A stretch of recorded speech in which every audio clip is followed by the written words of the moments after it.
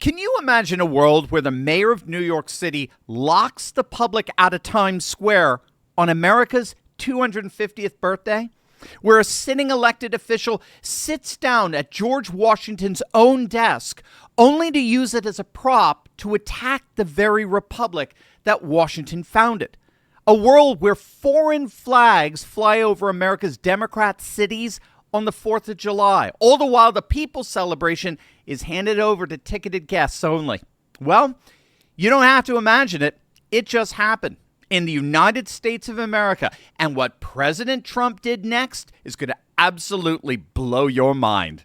Hey, gang, it's me, Dr. Steve, your Patriot Professor, still enjoying the glorious Golden Age celebration of America's 250th that you made possible back in November 2024. So if you want a front row seat on how you continue to change the world in ways you never even imagined, make sure to smack that bell and subscribe button.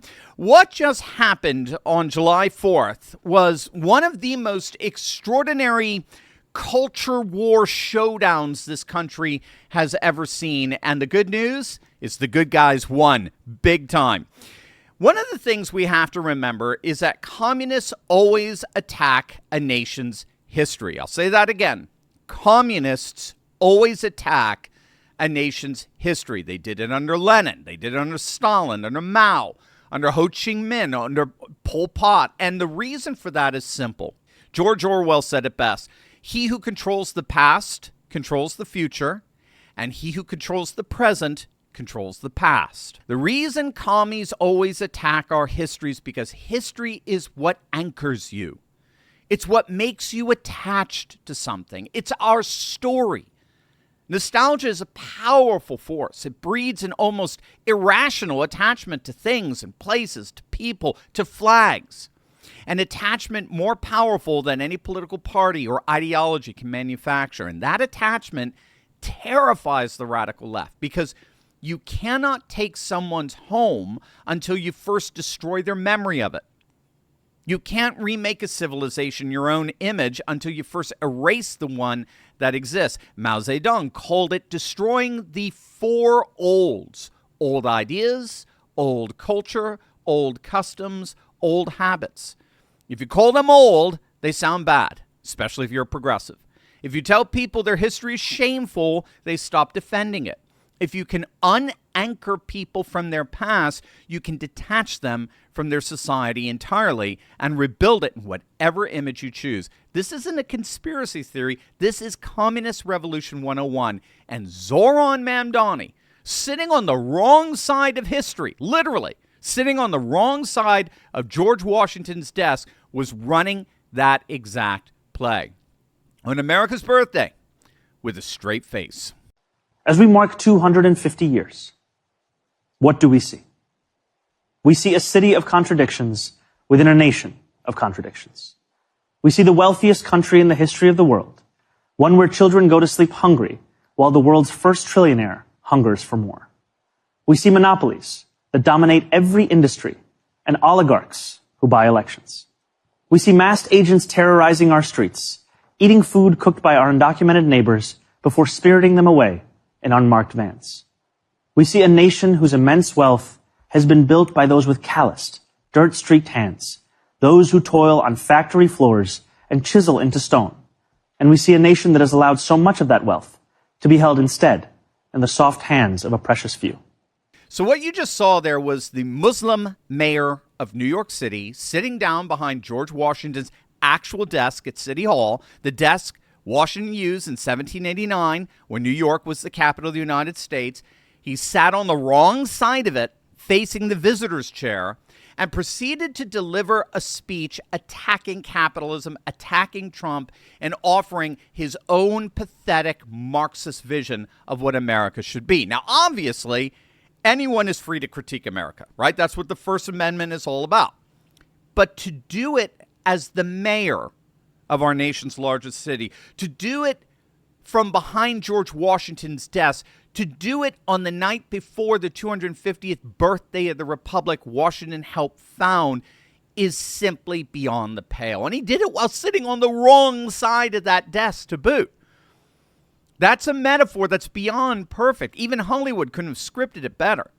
But he didn't stop there. Mamdani's administration invoked an emergency order that effectively locked the general public out of the Times Square America 250 ball drop. Not one ball drop, by the way, 8 ball drops, one for every American time zone. All of them ticketed. All of them closed to the public who wasn't invited unless they paid. On America's 250th birthday, in the heart of New York City, the self-pronounced champion of the people turned the people's birthday celebration into a private, ticketed event. There's a word for that, and it's not socialism. It's not even Marxism. It's just plain old hypocrisy. And it wasn't just New York. In cities including Boston, Buffalo, Minneapolis, Democrat-run governments chose to fly the Somali flag instead of Old Glory on July 4th. I kid you not. Replacing the American flag on Independence Day in the year of our 250th anniversary celebration, that's not multiculturalism. That's submission. It's not a critique. It's a sign of conquering. And the American people heard it loud and clear, and they were disgusted by it, as was President Trump. Wait until you see his response, particularly to Mamdani. This is going to absolutely make your day. But first, gang, one of the most frequent questions I get asked by our audience is this. Maybe you wanted to ask this. Dr. Steve, is now really the right time to buy gold? Right? It's a fair question. Gold has had a tremendous run. Silver has been moving higher and higher. So naturally, people wonder, so did I miss it? Is it too late? But I actually think that's the wrong way of looking at it. The real question isn't whether gold has already gone up. Obviously, it has. The real question is whether the reasons for owning it have changed. I mean, think about where we are today. Central banks continue buying gold at record levels all over the world. Global debt continues to explode. Geopolitical tensions aren't going away. These are the very trends that we've been talking about on this channel for years. And if those trends haven't changed, then why would the case for owning physical gold and silver? So that's why more and more people are taking a closer look, not because they're chasing price, but because they're responding to what's happening in the world. Some are purchasing physical gold and silver directly. Others are moving a portion of an IRA or 401k into a gold IRA as part of their long-term wealth protection strategy. That's one reason why I trust Augusta Precious Metals. What I appreciate is that they don't try to convince you to buy anything.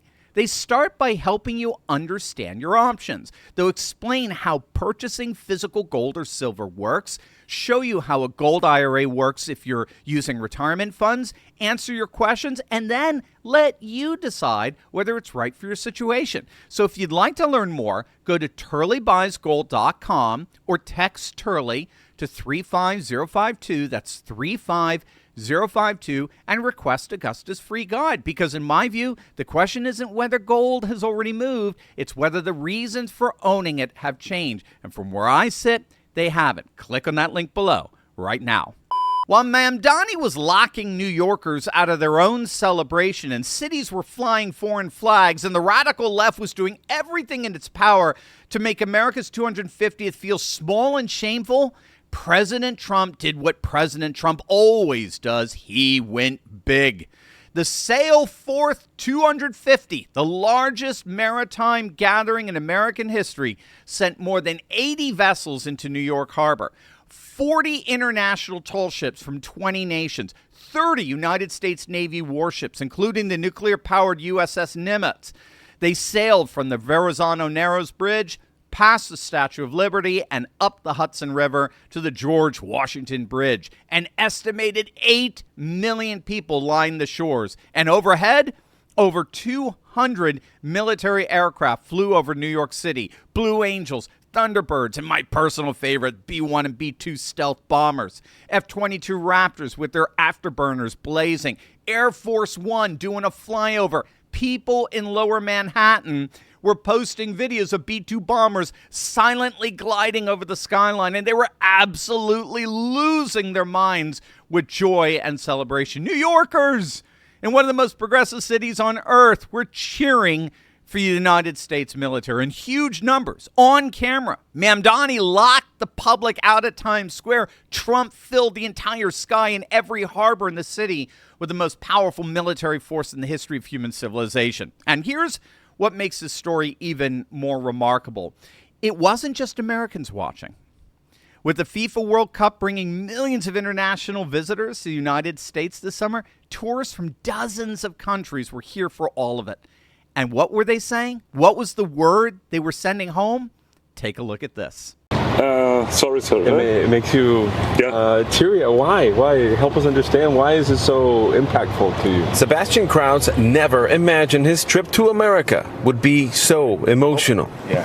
No, you're human. Happy tears. Yeah. In just a few weeks being here, I fall in love with this country, and this was so emotional. I even cried in the stadium. It's a huge departure from what he was expecting before traveling to follow the German soccer team in its World Cup run. To be honest, I was a bit scared or had the fear to travel to the United States. News about shootings and criminals and that the country is not safe. Bob takes us home. It's great.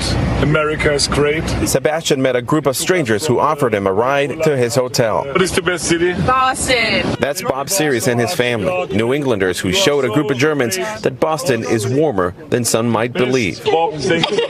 Love USA. Enjoy your time in the U.S. To me, I watched the video by myself maybe 40 times. I had tears in my eyes. Sebastian was more upset about the prospect of leaving America than Germany being eliminated from the tournament. People were literally leaving countries all over the world, paying thousands of dollars to fly here and going home, telling their families and their friends and their social media followers that the United States of America is the most extraordinary place they have ever witnessed. While Zoran Mamdani sits at a desk backwards and tells us to be ashamed of our nation, these foreigners are coming in and they are absolutely loving it. The joke's on Mamdani. Mamdani tried to cancel the 4th of July, and it was patriots by the millions, even from Europe, who ended up experiencing the greatest celebration of them all. Here is what this 4th of July revealed. It revealed two completely different visions of America, standing side by side in sharp, unmistakable relief. One vision sits on the wrong side of a founding father's desk and tells you to be ashamed of your history. It locks you out of your own celebration. It flies foreign flags on your birthday. It attacks your history because history is what anchors you to your home, and they need you unanchored before they can take it from you. The other vision fills the skies over New York City with B-2 bombers. It floods the Hudson with warships. It stands in the rain and refuses to cancel the party.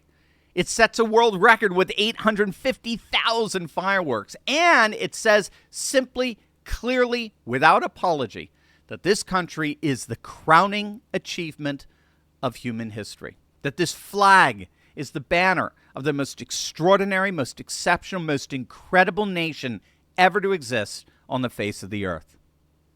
The left thought they could cancel the 4th. Instead, it was the most spectacular Independence Day celebration in the history of the Republic. America is back. The golden age is real. And the American people are coming home. What you're seeing in the news is just a tiny slice of a much bigger story. In my free mini ebook, I show you how this civilizational crisis is actually a turning point and what it means for your family's future. It's short, it's free, and it will change the way you see what's happening around you. Click the link below, grab the ebook, and start seeing this moment through the eyes of faith, not fear.